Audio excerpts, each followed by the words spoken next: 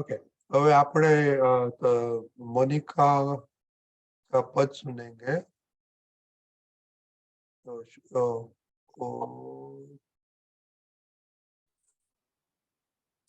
पायल, okay okay, હું થોડી વાર પછી આવું છું। Payal will take care of it. Okay, Monica? जय सच्चिदानंद। गुरु ते कोने कहेवा, जेने जुआती शीश झुकी जाए। गुरु ते कोने कहेवा, जेने जुआती शीश झुकी जाए। माता पिता ने लौकिक गुरुपन, व्यवहारो शीशन शान। बालपणाना संस्कार सिंचन, मानस घडतर ज्ञान। जेवा पाणी रचंताय, तेवा अंकुरे वर्तन थाय। सद्गुरु कोने कहेवाय, जोईने त्रियोगी वंदन थाय। जय सच्चिदानंद।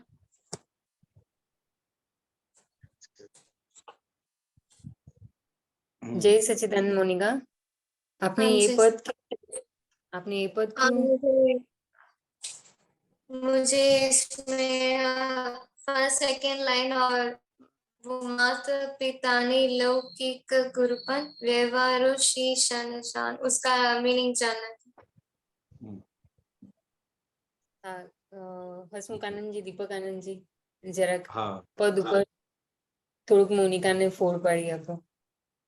ओके, दीपक भाई जय सच्चिदानंद। गुजरातीમાં છે ને બધું? हाँ, गुजरातीમાં। हाँ,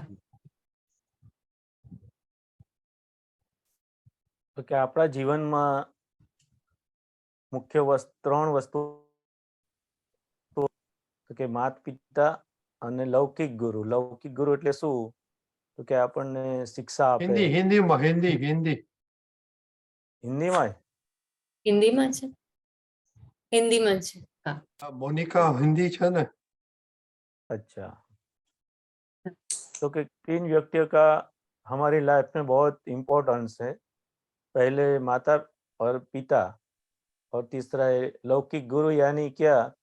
तो कि हमारे जीवन में जो शिक्षा देते हैं, हमें पढ़ाते हैं, ज्ञान देते हैं, तो उसको लौकिक गुरु बताते हैं।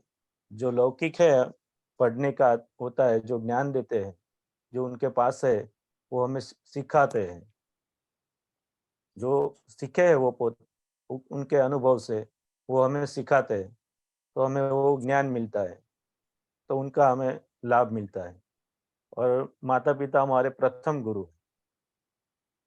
सही बात है, क्योंकि वो माता पिता क्या है, तो हमें संस्कार देते हैं।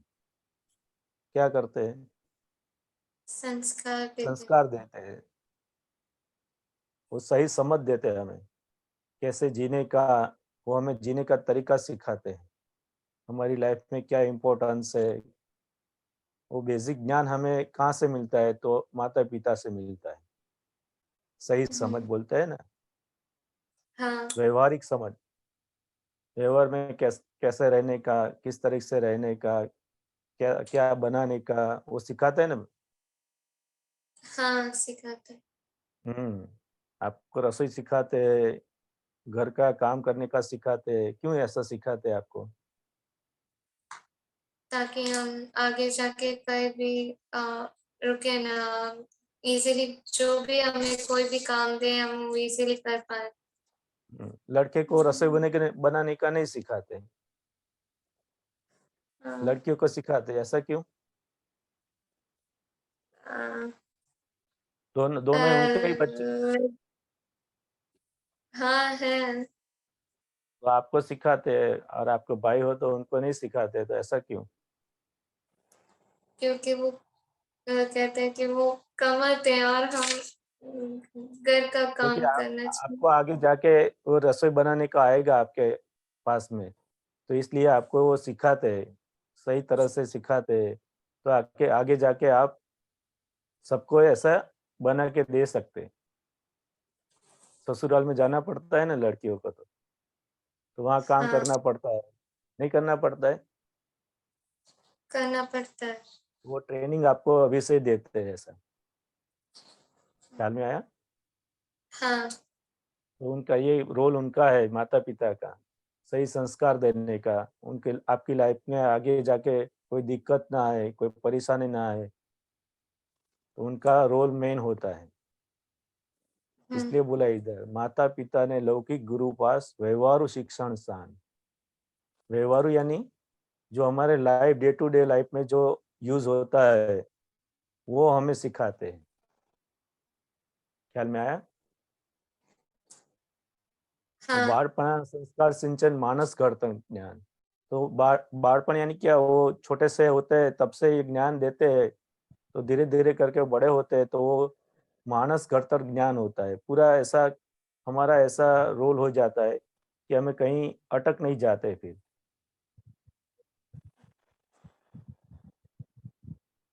हाँ, ख्याल में आया ना?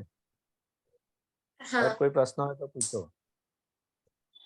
हाँ, उसमें जेवा पानी रा छंटाय तेवा अंकुरे वर्तन थाय। तो जो छोटे से पौधे होते हैं, हम पानी पिलाते हैं तो कैसे बड़ा होता है, धीरे धीरे होके बड़ा हो जाता है ना। वैसे हाँ, हमें होता है। छोटे से होते हैं तभी से ज्ञान देते हैं, तो वो ज्ञान क्या है, वो पानी का काम करता है।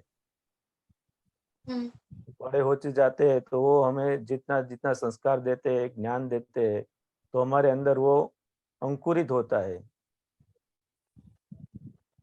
ख्याल में आया ना? हाँ, वो हम सीख जाते हैं, उनको देख के भी सीखते हैं, वो जैसे करते हैं वो उनको देख देख के भी हम सीख जाते हैं। कैसे मम्मी खाना बनाती है, कैसे वो सब्जी बनाती है, तो हम देखते हैं तो मालूम पड़ जाता है ना, कौन सी सब्जी में पानी डलता है, कौन सी सब्जी में नहीं डलता है। वो नहीं देखते हम, हाँ, तो देखते देखते तो हैं। हम सीख जाते हैं। कपड़े कैसे धोते हैं, कितना अंदर लिक्विड डालने का, वो सब देखते हैं हम, तो हमें मालूम पड़ जाता है। हाँ, कैसे छोटे छोटे होते हम बड़े होते जाते हैं, तो देख देख के हमें पूरा ज्ञान मिलता जाता है। हाँ, ख्याल में आया? हाँ, ऐसा ही ये कहना चाहते हैं इसमें। हसमुखानंद जी और कुछ बोलने का है तो?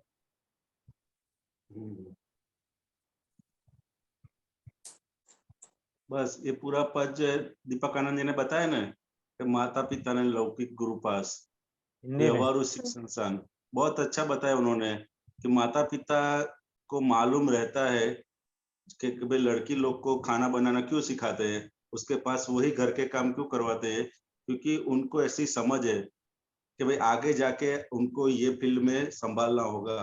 तो इसके लिए उन्होंने तैयारी अभी से शुरू कर देते हैं, जब आप छोटे होते हैं तब से तैयारी शुरू कर देते हैं, ताकि आगे जाके आपको वो काम रूटीन में आ जाए, वो काम का आपको लोड नहीं लगे। इसके लिए अभी से थोड़ी थोड़ी उसकी ट्रेनिंग देना शुरू कर देते हैं।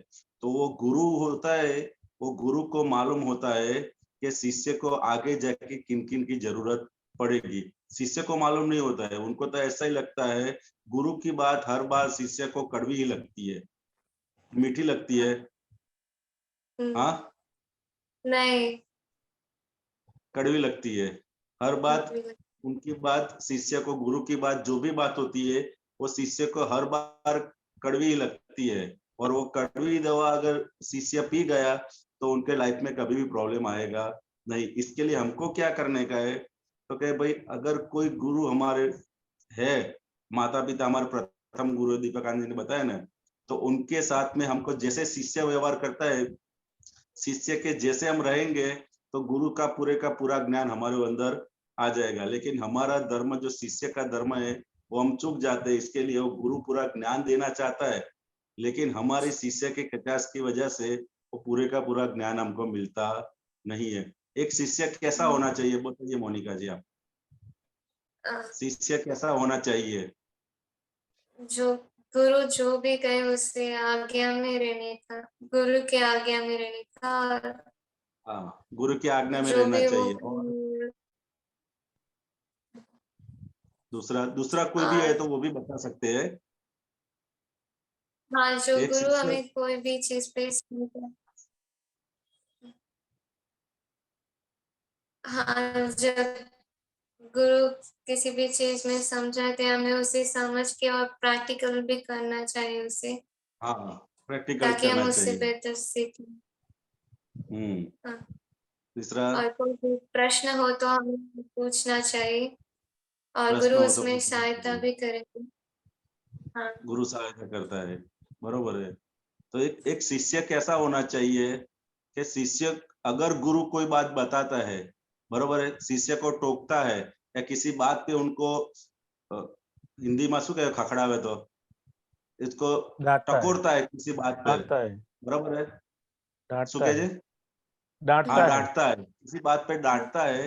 तो शिष्य को अंदर से आनंद होना चाहिए। क्या होना चाहिए? अंदर से आनंद होना चाहिए कि कुछ भी अगर गुरु ने मेरे को आज डांटा है, इसके लिए आज मेरे भाग्य खुल गए, बरोबर है। वो गुरु के किसी भी बात पे शिष्य शंका नहीं करता है कि आज उन्होंने ऐसा क्यों बोला, ऐसा क्यों बोला, ऐसा क्यों बोला, बरोबर है। ऐसा गुरु होना चाहिए। एक बार एक नगर के अंदर दो शिष्य था, एक एक गुरु के दो शिष्य थे। तो वो राजा था, उन्होंने पूछा गुरु को, क्या इनमें से आपको सबसे बड़ा मतलब सबसे प्रिय शिष्य कौन सा है? दोनों शिष्य पढ़ने में मतलब जो गुरु सिखाता था उनमें निपुण, सभी चीजों में निपुण था, दोनों के दोनों शिष्य। फिर राजा ने बताया कि दोनों में से आपको कौन से शिष्य आपको सबसे ज्यादा पसंद है? तो गुरु ने बताया कि जो पहला शिष्य है वो मेरे को सबसे ज्यादा पसंद है, और दूसरा तो वो पढ़ने में अच्छा है लेकिन वो दूसरे नंबर पर आता है। तो राजा ने बताया इसका कारण क्या है? तो गुरु ने क्या, तो इसके लिए आप दोनों की परीक्षा लीजिए, बरोबर है, आप परीक्षा लोगे तो ही आपको मालूम पड़ जाएगा। तो फिर राजा ने क्या किया, तो वो दोनों को शिष्य को परीक्षा लेने के लिए जो गुरु ने बताया कि एक काम करो, आप एक यहाँ हमारे नगर के बाहर एक नदी जो पास होती है उसका वहन किस तरफ जाता है, बरोबर है, ऊपर से नीचे की ओर जाता है कि कौन सी ओर जाता है, वो बात आप चेक करके मेरे को बताओ। क्या पूछा राजा ने कि नदी का वहन जो है वो ऊपर से कौन सी तरफ जाता है, वो मेरे को आप चेक करके बताओ। दोनों शिष्य थे तो दोनों को तो मालूम होगा कि नहीं होगा कि भाई नदी का वहन कहाँ से कहाँ जाता है? हाँ, मोनिका जी, मालूम हाँ होगा। मालूम तो होगा ही। तो हम लोग को हाँ, अगर पूछेंगे हमारा गुरु तो हम लोग क्या करेंगे? पूरे नदी तक जाएंगे हम लोग? हाँ, नदी के पास जाके देखेंगे, क्या हाँ, करेंगे? नदी के पास सोचना जाके पड़ेगी। देखेंगे। लेकिन जो पहला शिष्य था उन्होंने सोचा कि अगर गुरु ने मेरे को बताया है कि नदी का वहन कहाँ से ऊपर से नीचे जाता है, कहाँ कौन सी दिशा में जाता है, आप नदी के पास जाके देखो तो जरूर उसमें कुछ बात होगी।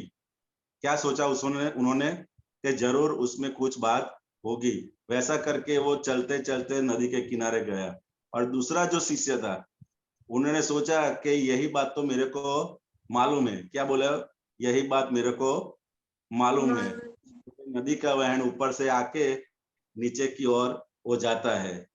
तो गया तो सही, लेकिन आगे जाके फिर ऐसे घूमता रहा, और घूमने के बाद थोड़ी देर बाद आया और उन्होंने आके बताया कि भाई नदी का जो वहन है वो कहाँ से कहाँ जाता है, तो ऊपर से नीचे तरफ। लेकिन वो जो पहला वाला शिष्य था उन्होंने क्या सोचा कि अगर मेरे को गुरु ने पूछा है तो जरूर उसमें कुछ ना कुछ होगा, वो गुरु की बात इतनी महत्वता से लेता था। क्या करता था वो? इतनी महत्वता से लेता था। और हम लोग क्या करते हैं कि भाई ये बात तो मेरे को मालूम है, क्या करते हैं किसी भी चीज, तो ये बात तो मेरे को मालूम है, मतलब इतनी महत्व से नहीं लेता। वो पहला वाला शिष्य था, वो गुरु के मतलब पूरे नदी के पास गया, नदी के पास जाके उन्होंने देखा और देखते ही फिर वापस आ गया।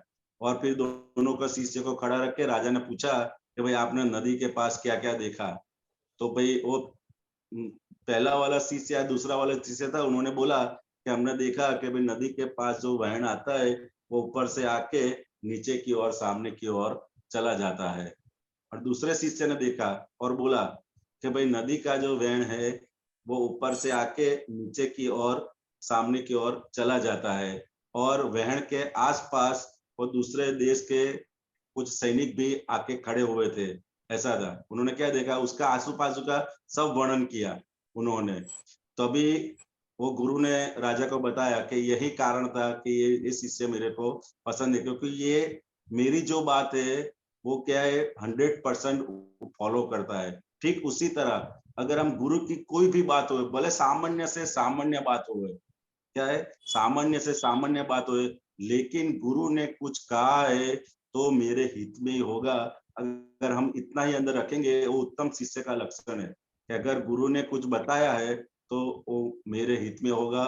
भले सिंपल बात लगती है, गुरु की सिंपल बात भी हमारे बहुत काम की होती है। तो हमको पहले में पहला क्या करना चाहिए, उत्तम शिष्य का गुण हमारे अंदर जितना जितना डेवलप होगा उतना उतना ही हम गुरु की महत्व समझ जाएंगे। और ये पूरा जो पद है कि गुरु ते कौने कहवाय कि जेने जोवाती शीश झुकी दे, उनको देखते ही हमारे अंदर के भाव उछल पड़ते हैं। क्या पड़ते? उछल पड़ते कि ऐसे महान गुरु और हमको प्राप्त हुए एक कलिकाल के अंदर। बरोबर है कि जेने जोवाती शीश झुकी जाए। इतने सारे दुनिया में लोग हैं, लेकिन हमको हमारे पुण्य है कि हमको ये गुरु हमको मिले। जब रावण की मृत्यु हो गई, रावण को जानते हो ना आप, महान हाँ। शास्त्र ज्ञानी था। उन समयों में सबसे ज्यादा शास्त्र ज्ञानी, सभी विद्याओं के भी जानकार, सबसे ज्यादा विद्याओं का जानकार, उनकी जब डेथ हो गई तो उनकी पत्नी को, मंदोदरी उनकी पत्नी का नाम था, तो उनकी पत्नी को उन्होंने पूछा सबने कि भाई ये रावण का हारने का मुख्य कारण कौन सा था?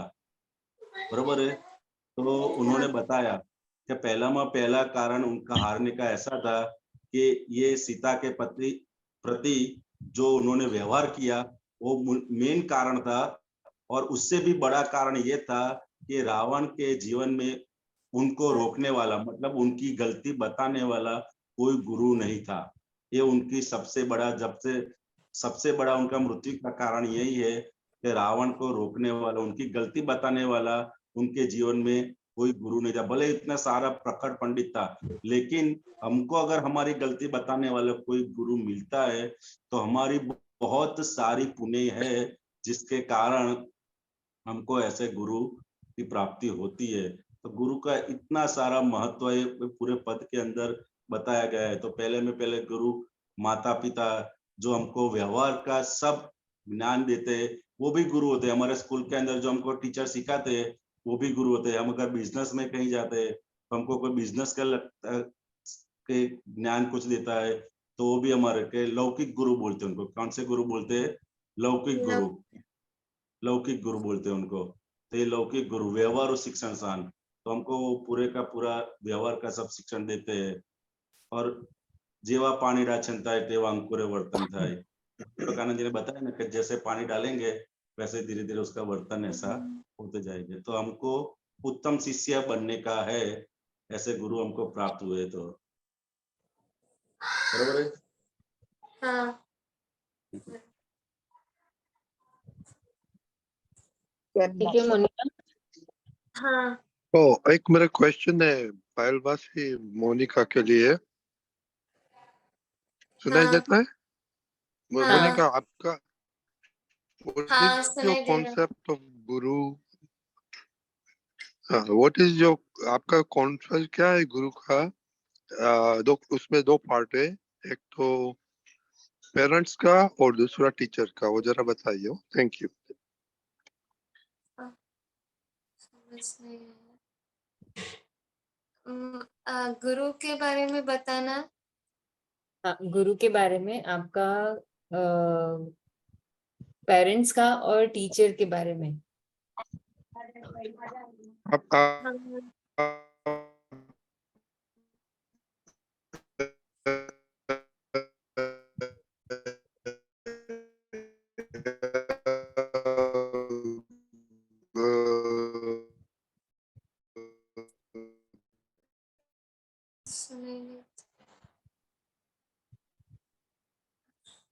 आपका गुरु के बारे में। तो गुरु समझते हैं, रजनी बेनो आवाज बंद, लो हाँ। कम नहीं हो जाएगा। समझते हैं, और टीचर के गुरु समझते हैं कि नहीं समझते, रिस्पेक्ट देते हैं कि नहीं देता है, वो थोड़ा वो बताओ। ના સંભળાણું પાલબેન સંભળાણું ને મારું ક્વેશ્ચન? ના રજની દાદા, તમારો અવાજ આખો એકદમ બ્રેક હતો. હેલો? તમારે હા, તમારે ફરીથી રિપીટ કરવું પડશે.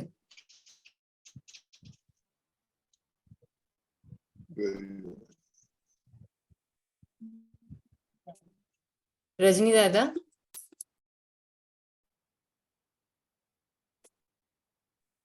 मुझे लास्ट मुझे लास्ट का थोड़ा ઓકે, મને समझ બતાયા ને ગુરુ.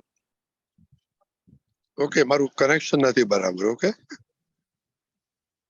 मुझे लास्ट का connection थोड़ा नहीं पता चला कि मोनिका आपका गुरु के प्रति एज अ पेरेंट्स और टीचर के प्रति क्या रिस्पेक्ट है, वो आप थोड़ा बताइए. थोड़ा सा मुझे ये समझ में आया. हाँ, जय सच्चिदानंद। मैं पापा को रेस्पेक्ट देती हूँ। पापा जो भी कहते हैं वो मैं करती हूँ और उनकी बात मानती हूँ। पर जब मम्मी की बात आती है तो मैं उनकी बात नहीं मानती। पहले मैं जो वो बात बताती है उससे पहले मैं आर्ग्यूमेंट करती हूँ, बाद में थोड़ा गुस्सा आता है और वहाँ झगड़ा होता है। बाद में आकर कुछ सोचती हूँ कि हाँ ये मेरी गलती है, तो जाके आराम से बात करती हूँ, तभी मैं उनकी बात मानती हूँ। और टीचर्स के प्रति कभी अभाव हो जाता है, क्योंकि वो जब मेरी गलती बताते हैं तब मुझे बहुत अभाव होता है उनके प्रति, और उस समय गुस्सा भी आता है और मैं प्रतिक्रमण भी नहीं करती उस समय, मैं भूल जाती हूँ और कई बार रह भी गया है। और उनके प्रति रिस्पेक्ट कम ही रहता है, बट पापा के प्रति नहीं। દીપક આનંદજી, હસમુખ આનંદજી, આ બાબતે થોડું મોનિકાને માર્ગદર્શન આપજો. दीपक आनंद जी, तो मम्मी के प्रति रहता है कि नहीं रहता है? मम्मी के प्रति रिस्पेक्ट नहीं रहता। नहीं रहता है. नहीं, मम्मी है। जब हमें हसमुखानंद जी ने बताया ना कि कैसा होना चाहिए, जो हमें कुछ लेना होता है तो हमारा व्यवहार कैसा होना चाहिए, हाँ। विनय के साथ होना चाहिए. हम्म, ख्याल में आया? तो हाँ। विनय नहीं होगा तो वो वस्तु आपको टिकेगी नहीं. वो पात्रता नहीं है, आपको पात्रता नहीं है तो वस्तु टिकेगी नहीं. फिर जो भी सिखाते, जो भी आप संस्कार देते हैं, तो वो टिकेंगे नहीं आपको. वो तो उनकी फर्ज बजाएंगे, लेकिन आप में वो ज्ञान आपके अंदर टिकेगा नहीं. फिर ख्याल में आया? हाँ। जैसे हमें दूध लेने जाते हैं तो पात्र लेके जाते हैं ना. पात्र। वो पात्र कैसा होता है? साफ सुथरा अच्छा होता है कि नहीं होता है? हाँ, पात्र। तो पात्र अच्छा नहीं होगा तो क्या होगा? वो दूध टिकेगा इसमें? नहीं। गिर जाएगा. हाँ।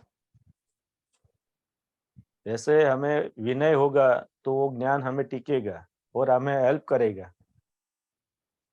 ख्याल में आया? हाँ। हम रिस्पेक्ट नहीं करेंगे तो वो ज्ञान टिकेगा नहीं हमें. हम बाह्य व्यवहार देखते हैं, उनका बाह्य वर्तन देखते हैं, तो हमें उनके प्रति अभाव हो जाता है, तिरस्कार होता है। लेकिन हमें वो नहीं देखने का है, वो हमें क्या दे रहे हैं वो देखने का है। हाँ ख्याल में आया ना? हाँ तो उस हिसाब से हमें देखने का है।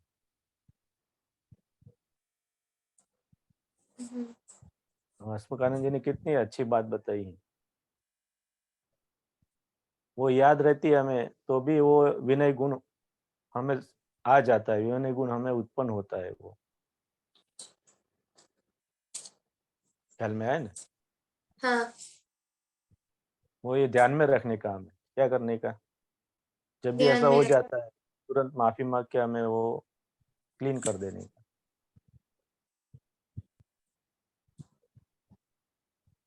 हाँ, पर- और दीपकानंद जी, थोड़ा मोनिका को शिक्षक के प्रति भी थोड़ा अभाव हो जाता है, ऐसा उन्होंने बताया है। तो वही उसके बोला ऊपर ना मैंने, हमें विनय होना चाहिए। जहाँ भी हमें कुछ सीखने को मिलता है, हमें कुछ संस्कार मिलते हैं, ज्ञान मिलता है, तो वहाँ हमें विनय होना चाहिए हमारा।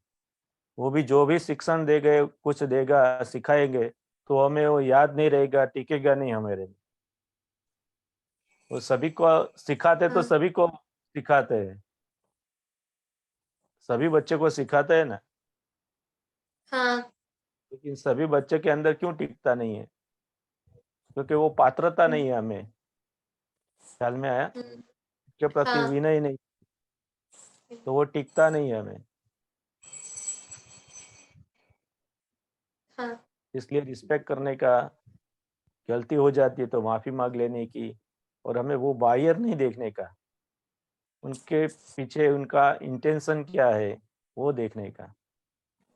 आपको डांटते हैं तो क्यों डांटते हैं?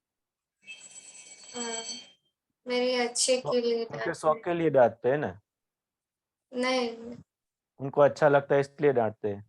नहीं, वो मेरे अच्छे के लिए डांटते हैं ताकि मैं वो गलती वापस ना कर।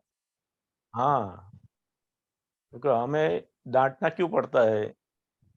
कि हमें अच्छा बनाने चाहते हैं वो, हाँ लेकिन हमको क्या देखता है, वो हमको बाह्य देखते हैं, तो ऐसा हमें क्यों डांटा है, ऐसा क्यों बोला। समझ में आया? हाँ तो वो हमें बाह्य देखने का नहीं उनका। बाह्य देखने जाएंगे तो फिर हम अटक जाएंगे, उनकी गलतियां देखेंगे। हम्म, है ना समझ में? हाँ હસમુખાનંદ जी, आप थोड़ी વાત करजो मोनिका સાથે આ વિષય। हाँ, तो जो दीपक आनंद जी ने बताया ना कि अगर हम कुछ भी लेना चाहते हैं तो उसके लिए पात्रता चाहिए। अगर गुरु से ज्ञान लेना चाहिए तो अगर वो सिखाएंगे ना, तो गुरु की अगर कृपा होगी, बरोबर है, या हमने गुरु का रिस्पेक्ट किया होगा, तो हमको लास्ट मोमेंट में वो ज्ञान हमको क्रियाकारी हो जाएगा। क्या होगा वो ज्ञान हमको क्रियाकारी, मतलब कहीं भी हम गिरने का संजोग होगा, तो वो संजोग के अंदर अगर हमारे को गुरु के प्रति रिस्पेक्ट है, तो तुरंत ही वो ज्ञान हमको बचा लेगा।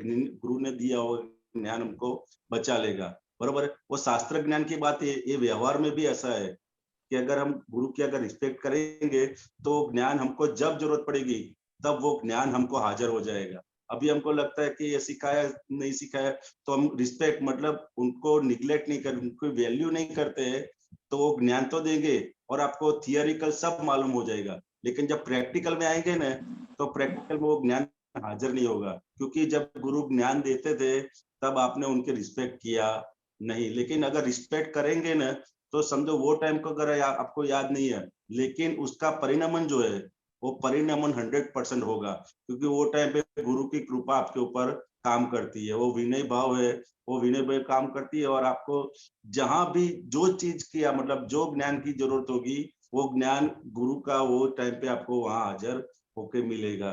ये विनय का तो बहुत ही बड़ा चीज है। और हम अगर स्कूल में पढ़ते हैं, तो जहां से भी हमको ज्ञान मिलता है, उनको हमने एक लकीर बना देनी कि भाई हम ये गुरु के प्रति, गुरु हमारे लिए उपकारी है, बस उतना हमारे अंदर ये घुटना पड़ता है। क्या पड़ता है? घुटना पड़ता है। हमारी जो बुद्धि है वो दीपक आनंद जी ने बताया ना, को बाहर का व्यवहार देख के, और गुरु हमेशा हमारा अंदर देख के वो काम करते हैं। जैसे मूर्ति बनाने की होती है ना, मूर्ति, तो मूर्ति बनाने के लिए क्या करते हैं वो मूर्तिकार? पूरा पत्थर होता है, बरोबर है, तो मूर्तिकार को मालूम होता है कि वो पत्थर कौन से टांचने से कहाँ मारने का है। ठीक उसी तरह गुरु हमको हर बार टांचने से मार मार मार के पूरी मूर्ति तैयार हो जाती है, और मूर्ति तैयार होने के बाद कहाँ जाती है? मंदिर में मंदिर में। और सब लोग क्या करते हैं? उनकी सेवा और पूजा करती हैं। पूजा करते हैं सब, मतलब वो पूज्य, लोग पूज्य हो जाते हैं। कैसे हो जाते हैं? लोग पूज्य। अगर मूर्तिकार जब हथौड़ा मारता होता तब मूर्ति ने उनकी गलती देखी होती, तो कभी मूर्ति पूरे पूरी मतलब लोग पूज्य या पूजने के लायक बनती कभी? वो कभी नहीं बन पाती। लेकिन वो मूर्ति ने वो हथौड़ा और टाकना जो उन्होंने छीनी और हथौड़े से मारा, उन्होंने सहन किया, और उनके अंदर भाव था कि ये मेरे हित में ही है, तो ये पूरे मूर्ति बन के तैयार हो गई। ठीक उसी तरह अगर हमको कोई कुछ भी सिखाने के लिए, हमारे लिए कुछ भी करता है, तो अगर हम उनको उपकार दृष्टि से देखेंगे, जितना जितना करे, स्कूल में भी हमारे टीचर पढ़ाते हैं, वो लोग कितनी मेहनत करते हैं, बरोबर है, कितनी मेहनत करते हैं, वो खुद स्टडी करके आते हैं वहां से, बरोबर, और उनको जो समझ आती है वो 100% अपने टीचर्स को मतलब सबको सिखाने के ट्राई करते हैं।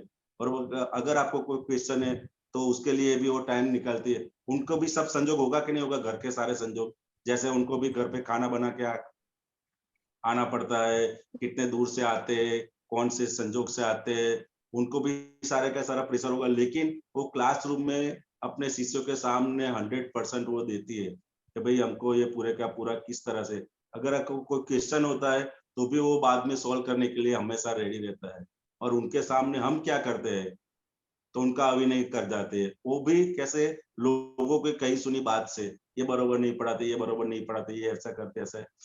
तो वही बात से अगर हमारे जाने अनजाने में अभिनय हो जाता है, तो उसके लिए हमको हार्टली माफी मांगनी पड़ेगी कि भाई ऐसे ऐसे गुरु के प्रति मैंने अभिनय किया हुआ है, तो उन सभी अभिनय के लिए हम माफी मांगते हैं, और हम इस गुरु के उत्तम शिष्य बने, ऐसे आप हमको शक्ति दो, बरोबर ना?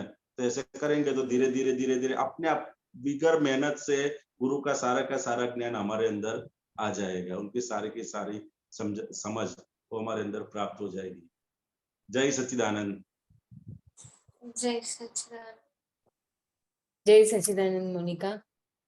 हाँ, जय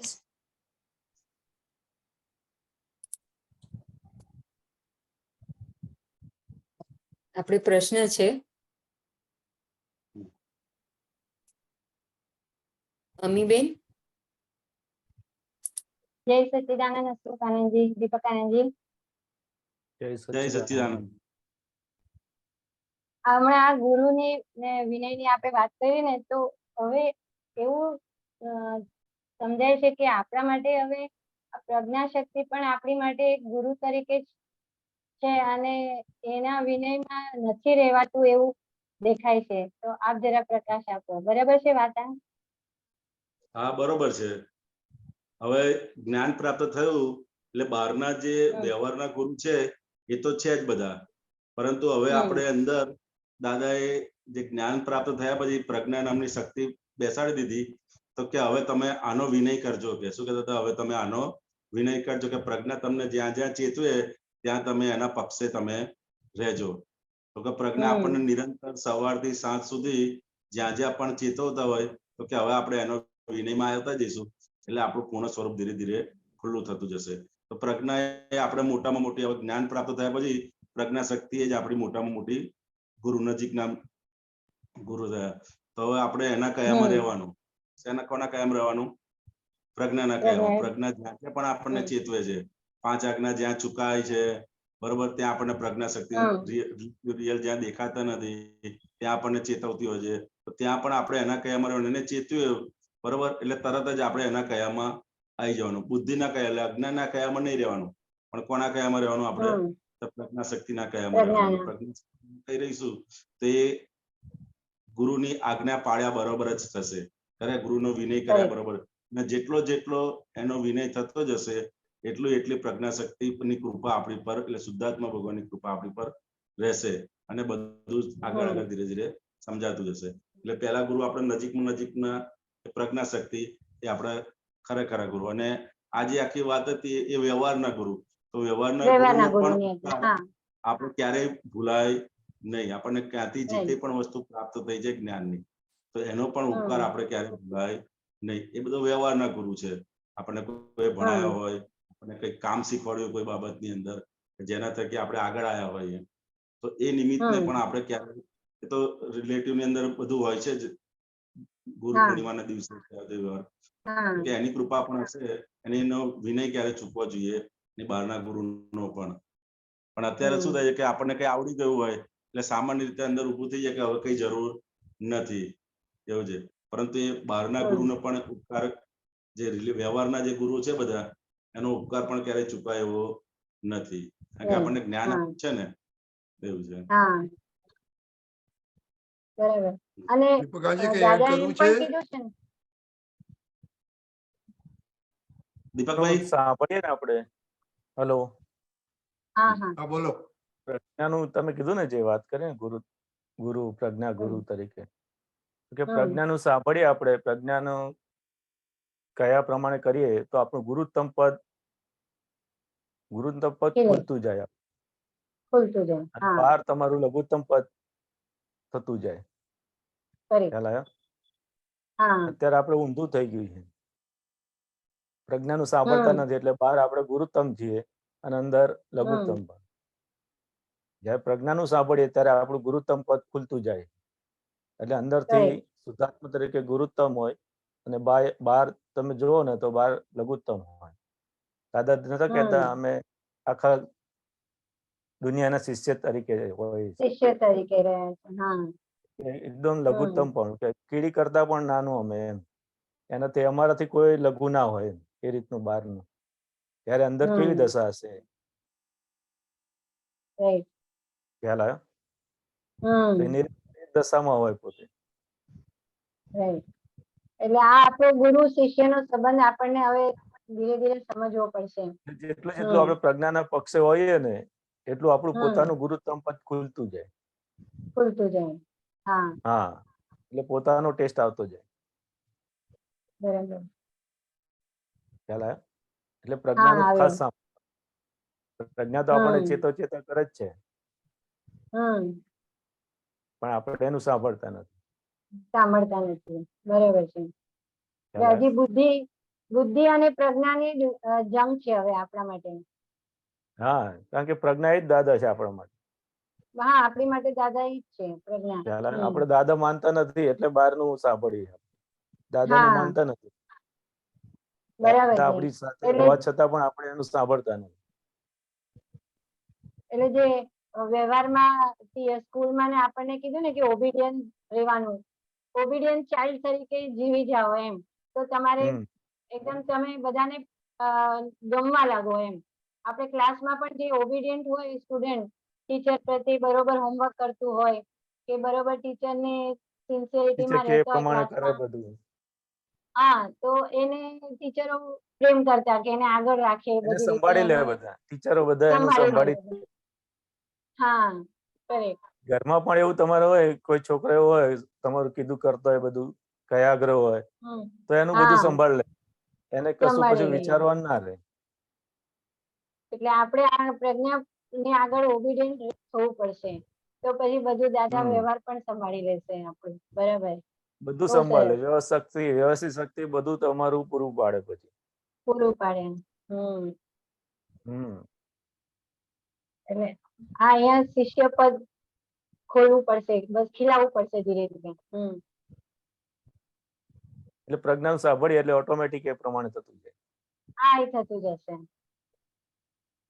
બરાબર. ઓકે, સરસ. જય સચ્ચિદાનંદ. જય सच्चिदानंद।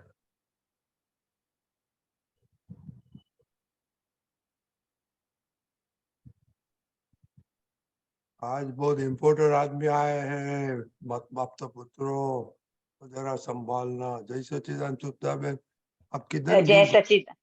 आप इधर है कि किधर चले जाते हैं? वो टाइम का थोड़ा फर्क हो रहा है। Thank I will let you know आप लेटर। भी यार इतना महात्मा टाइम की बात करते हैं, क्या बात करते हैं आप? महात्मा कभी जैसे- टाइम की पुण्य बात नहीं चाहिए, करते हैं, टाइम निकालते पुण्य हैं। होनी चाहिए ना हाँ जी। रजनी अंकल, हाँ हमारी पुण्य होनी चाहिए तभी नहीं, अच्छा मैं भूल गया। हाँ मैं भूल नहीं, गया। पुण्य कम ऐसे पड़ती है तो नहीं मिलते। ऐसे हाँ, मत हमारी कहो। कोई गलती नहीं है। महात्माओं का ऐसे दर्शन बात के लिए हमारी पुण्य चाहिए, ऐसा है। हाँ, नहीं, गलती हमारी नहीं, है। ऐसे चलो, डोंट से सु- दैट, डोंट से दैट। सुप्ता जय बहन चलो, आज सच्चिदानंद। आज हमारे पुण्य आ गए। बोलो क्या क्वेश्चन है आपका?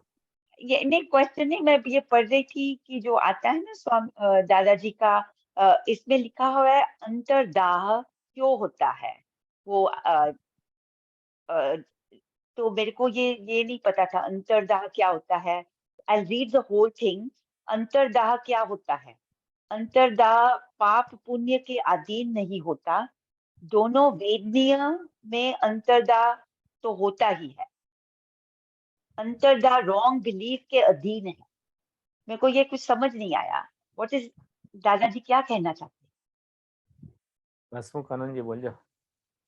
हाँ, ए सूत्रज एक लोग के सुप्ता बहन हाँ ये जी। सूत्र है कि ये वो आते हैं ना ऐसे जस्ट पैराग्राफ्स, अंतर्दाह, ये कभी आया है? 2 दिन पहले आया है। जैसे जस्ट सेइंग्स आती है ना, you just read them. WhatsApp में अंतर्दाह कैसे होता व्हाट्सएप में आता है ना, है? अच्छा, जहाँ मैसेजेस आते हैं। अंतर्गामी हाँ, से बात करो।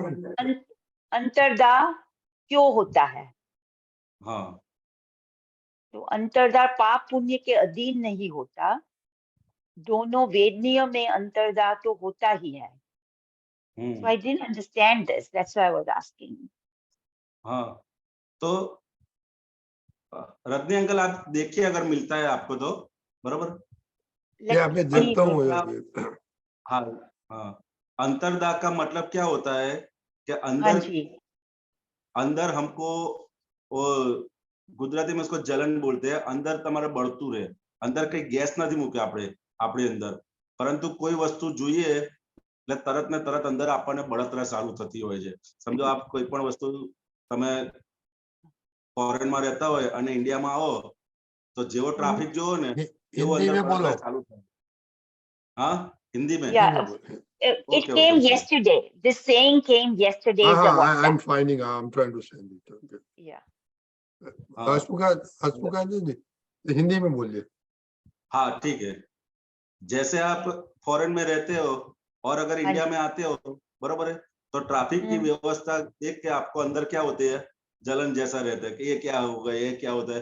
तो उसको हाँ जी। निरंतर अंतर्दाह अंदर, मतलब हमारी जो मान्यता है उससे कुछ भी हाँ। विपरीत होता है। हमारी हाँ। मान्यता से कुछ भी विपरीत होता है तो तुरंत ही अंतर्दाह चालू हो जाता है। मतलब अंदर जलने से जैसे अंदर अंतर्दाह चालू हो जाता है। घर के अंदर भी अगर आपने नक्की किया है कि भाई 6 बजे उठने का है और कोई हाँ। आदमी घर का रिलेटिव्स में कोई भी है वो 7 बजे उठता है, तो अंदर क्या रहता है, जब तक हाँ। 6 से 7 बजे तक उनको देखते हैं तो अंतर्दाह चालू हो जाती है। क्या अंतर्दाह, वो तो सोया रहता है, उनको अंतर्दाह कुछ नहीं होती, लेकिन उनको हाँ। देख के हमको अंतर्दाह होती है। वो क्या होता है, तो कि हमारी मान्यताओं के आधार पर, हमारी हाँ जी। मान्यता के आधार से वो अंतर्दाह शुरू हो जाती है। अच्छा। हमारे रॉन्ग बिलीफ के हिसाब से, किसके हिसाब से, रॉन्ग बिलीफ के हाँ।